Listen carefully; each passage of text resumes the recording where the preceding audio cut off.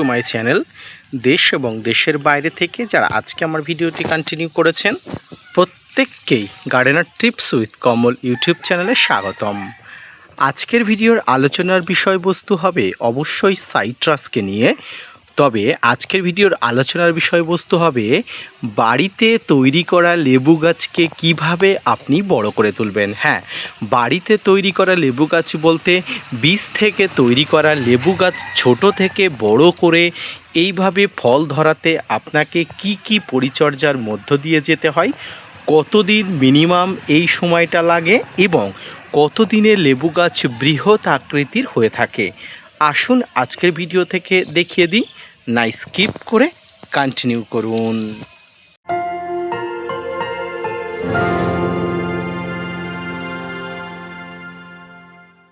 এবং শ্রোতা বন্ধুরা, এই মুহূর্তে আপনাদের সামনে যে লেবু গাছ দুটি আপনারা দেখতে পাচ্ছেন, এই লেবু গাছ দুটি হলো বীজ থেকে তৈরি করা দুটি চারা, একটি নয়। ইতিমধ্যে আমার কাছে বেশ কয়েকটি চারা কিন্তু বীজ থেকে তৈরি করেছি, সেই গাছগুলো বড় করে তুলছি। এই গাছগুলো হলো একটি ভালো প্রজাতির মৌসুম্বি, তবে প্রজাতিটি আমি নাম বলতে না পারার জন্য দুঃখিত। লেবুটি বাজার থেকে কিনে আনার পরে বাড়িতে খাওয়ার পরে যে বীজগুলো বাড়তি ছিল অর্থাৎ উচ্ছিষ্ট হিসাবে ছিল, সেই বীজগুলোকে আমি ভালো করে শোধন করে তারপরে বীজগুলো রোপণ করি। একই পাত্রে 2-3টা বীজ রোপণ করা হয়। এই 2-3টা বীজ থেকেই কিন্তু চারা বার হয় এবং ইতিমধ্যে এই 2-3টা গাছ কিন্তু পরিপূর্ণ আকার নিতে শুরু করেছে। তবে ছোট থেকে লেবু গাছগুলো তৈরি করা বেশ চাপের, কারণ নানা ধরনের কীট পতঙ্গর আক্রমণের মধ্যে দিয়ে লেবু গাছের জীবনচক্র চলে। ছোট থেকে এই ধরনের পরিচর্যা আপনাকে যদি ঠিকঠাকভাবে না করতে পারেন, লেবু গাছগুলো ছোট থেকেই কিন্তু নানা ধরনের দুর্বলতার মধ্য দিয়ে পড়তে হয়। তো আসুন আজকে প্রথম থেকে বলে দিই যে একদম ছোট্ট লেবু গাছগুলোকে কিভাবে আপনি প্রথম অবস্থায় বড় করে তুলবেন। একদম বীজ থেকে যখন সবেমাত্র এই ধরনের ছোট্ট ছোট্ট চারা গাছগুলো বার হবে, এই চারা গাছগুলোকে বৃদ্ধি করার জন্য দেওয়ার প্রয়োজন হয় খাবার। তবে এই খাবার দিতে কখনো রাসায়নিক পদার্থ ব্যবহার করবেন না। হ্যাঁ, এই খাবারগুলোকে বাড়াতে কখনো রাসায়নিক খাবার ব্যবহার করবেন না। জৈব মিশ্র খাবার আপনি সব সময় ছাদ বাগানে এই ধরনের ছোট্ট বেবি লেবু গাছের গোড়াতে দেবেন। দেখুন, আগের যে দুটি লেবু গাছ দেখিয়েছি এবং এখানে আমার আরও দুটি লেবু গাছ কিন্তু বড় হচ্ছে ধীরে ধীরে। তবে এই লেবু গাছগুলোতেই কিন্তু আমি জৈব মিশ্র খাবার দিচ্ছি। জৈব মিশ্র খাবার বলতে যে খাবারকে বোঝায়, সেই খাবার হলো নিমখোল, শিংকুচি, হাড়গুঁড়ো, ভার্মিকম্পোস্ট, সর্ষের খোল, বাদাম খোল মিশ্রিত যে খাবার ছাদ বাগানের জন্য তৈরি করা হয়, সেই খাবার কিন্তু আমি লেবু গাছের গোড়াতে দিই। কতদিন অন্তর দিই? প্রতি 2.5 থেকে 3 মাস অন্তর অন্তর গাছের গোড়াগুলোতে দিই এবং এই খাবার খেয়ে কিন্তু গাছগুলো বড় হয়ে ওঠে।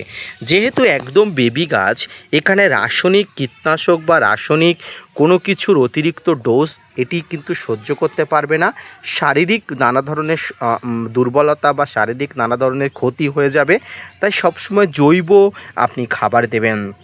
এবার আসি, এই ধরনের লেবু গাছে নানা ধরনের কীটপতঙ্গের আক্রমণ ঘটে, তার একটাই কারণ এর প্রতিরক্ষা ব্যবস্থা বা সুরক্ষা ব্যবস্থা অনেক কম। প্রথমত, এই ধরনের লেবু গাছে সবচেয়ে বেশি যে সমস্যাটি ঘটে সেটি হলো ম্যাপ পোকার আক্রমণ। দেখুন, পাতাটা আমি একদম আপনাদের কাছ থেকে দেখাচ্ছি। এই ম্যাপ পোকা বলতে এক ধরনের পোকা যারা পাতার পিছনে এসে ডিম পেড়ে দেয় এবং এই যে পোকাটা দেখুন, আমি একদম নখ দিয়ে মারলাম, এই যে পোকাটা কিন্তু সারা পাতাটি যে বেরিয়ে বেরিয়ে অর্থাৎ চড়িয়ে চড়িয়ে যে বেড়াচ্ছে, এই যে বেড়ানোর জন্য তার যে একটা লালা বার হচ্ছে, সেই লালাটি কিন্তু সমগ্র লেবু পাতাতে ম্যাপের আকৃতি নিচ্ছে। তাই এই ম্যাপের আকৃতি নেওয়াতে এই পাতাতে যে সমস্যা হয় এই পোকাকেই বলা হয় ম্যাপ পোকা। অর্থাৎ এই যে পাতাটি আপনারা দেখতে পাচ্ছেন এই পাতাটি কিন্তু ম্যাপের আকৃতি হয়, এই জন্য এই পোকাটির নাম ম্যাপ পোকা এবং রোগটির নাম ম্যাপ রোগ। তো এই রোগগুলো সাধারণত সাদামাছির আক্রমণ থেকে হয়ে থাকে। শুধুমাত্র ছোট গাছগুলো নয়, বড় গাছগুলোও কিন্তু এই ধরনের ম্যাপ পোকার আক্রমণের মধ্যে পড়ে। তাই এর জন্য সবচেয়ে গুরুত্বপূর্ণ কীটনাশক হলো রাসায়নিক কীটনাশক। কীটনাশক অনেক ধরনের পাবেন, তবে আপনি এই ধরনের কীটনাশক ব্যবহার করতে গিয়ে সাইপারমেট্রিন বা ইমিডাক্লোপিড গ্রুপের কীটনাশকগুলো ব্যবহার করবেন। সাইপারমেট্রিন কীটনাশক এক্ষেত্রে ভালো কাজ দেয়, খুব ভালো কাজ দেয়। যারা বাংলাদেশি আছেন তারা যদি সাইপারমেট্রিন কম্পোজিশনের কীটনাশক পেয়ে থাকেন আপনারা ব্যবহার করবেন। প্রতি লিটার জলে আপনারা 1 থেকে 1.5 ml নিয়ে ছোট লেবু গাছগুলোকে টপ টু বটম অর্থাৎ ওপর থেকে নিচে সমগ্র গাছের পাতার উপরে স্প্রে করে দেবেন। এবং স্প্রে করার সময় আপনার যে এই যে পাতাগুলো এই পাতাগুলোকেও আপনি অবশ্যই উপর নিচে দিয়ে দেবেন। তবে আমি বলবো যে সমস্ত পাতাগুলো বিকৃতি হয়ে গেছে, যেমন এই পাতাগুলো আর কখনোই ভালো হবে না। তাই এই পাতাগুলো গাছ থেকে ডিসকানেক্ট করে দেওয়া ভালো, অর্থাৎ এই পাতাগুলো গাছ থেকে ফেলে দেওয়া ভালো। এতে গাছ হয়তো সাময়িকভাবে একটু দুর্বল হয়ে উঠবে, তবে আবার পরবর্তীতে গাছ নতুন করে সক্ষমতা নিয়ে পাতার আগমন ঘটাবে। তাই এই ধরনের পাতাগুলো গাছ থেকে ডিসকানেক্ট করে দেবেন, এতে কিন্তু ভালো ফলাফল পাওয়া যেতে পারে। সম্মানীয় দর্শক, প্রিয় শ্রোতা বন্ধুরা, এরপরে আসি বিভিন্ন ধরনের ফাঙ্গাসের আক্রমণ।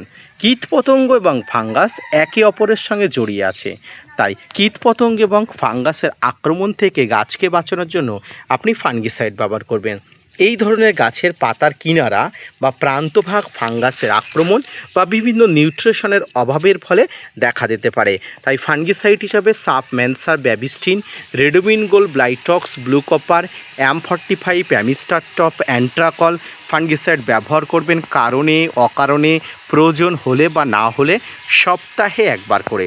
এটি ব্যবহার করতে পারেন আপনি কীটনাশকের সঙ্গেও। হাতে সময় থাকলে আলাদা ছাড়াভাবে স্প্রে করবেন, হাতে সময় না থাকলে একসঙ্গে স্প্রে করবেন। প্রতি লিটার জলে 1 গ্রাম কীটনাশক এবং 1 গ্রাম ফাঙ্গিসাইড একত্রে নিয়ে কিন্তু আপনি স্প্রে করতে পারেন। এছাড়া লেবু গাছগুলোতে বড় করার জন্য আরও নানা ধরনের জিনিস দরকার। তার জন্য অন্যতম হলো পটাশ, অর্থাৎ পটাশ বলতে লাল পটাশ, সাদা পটাশ উভয়ই, একটি স্প্রে ফর্মে এবং একটি গাছের গোড়াতে। লাল পটাশ গাছের গোড়াতে, সাদা পটাশ গাছের স্প্রে। এছাড়াও এপিসম সল বা ম্যাগনেসিয়াম সালফেট, যেটি অবশ্যই গাছের জন্য, গাছের পাতার জন্য, গাছের পাতা হলুদ হয়ে যাওয়ার জন্য অনেক অংশে উপকারী। এইভাবে ধীরে ধীরে গাছগুলোকে বড় করে তুলে 2 বছর বয়সী হওয়ার পর থেকে লেবু গাছে ফুল আসে। তবে বীজের গাছের ক্ষেত্রে কিন্তু অত সহজে ফুল আসে না, আপনাকে মিনিমাম 4-5 বছর অপেক্ষা করতে হয়। হ্যাঁ, 4 থেকে 5 বছর অপেক্ষা করতে হয়। তবে ধৈর্য থাকলে কিন্তু আপনি এই পরিচর্যা করে লাভবান হতে পারেন। সম্মানীয় দর্শক, প্রিয় শ্রোতা বন্ধুরা, তাই বীজ থেকে লেবু গাছ যারা রোপণ করছেন বা বীজ থেকে লেবু গাছ যারা পরিচর্যা করার মানসিকতা নিচ্ছেন, ধৈর্য নিয়ে পরিচর্যা করলে আপনার ছাদ বাগানেও সফলভাবে একদিন এইভাবে লেবু ফলতে আপনিও দেখতে পাবেন। আজকে ভিডিওটি এই পর্যন্ত, আশা করি বুঝতে পেরেছেন। ছোট্ট লেবু গাছগুলোর পরিচর্যা সম্পর্কিত সমস্ত তথ্য, খুঁটিনাটি তথ্য দিয়ে দিলাম। আশা করি বুঝতে পেরেছেন। যদি বুঝতে পারেন, gardener tips with Kamal YouTube চ্যানেলকে সাপোর্ট দিয়ে ভিডিওটি শেয়ার করতে ভুলবেন না। ধন্যবাদ।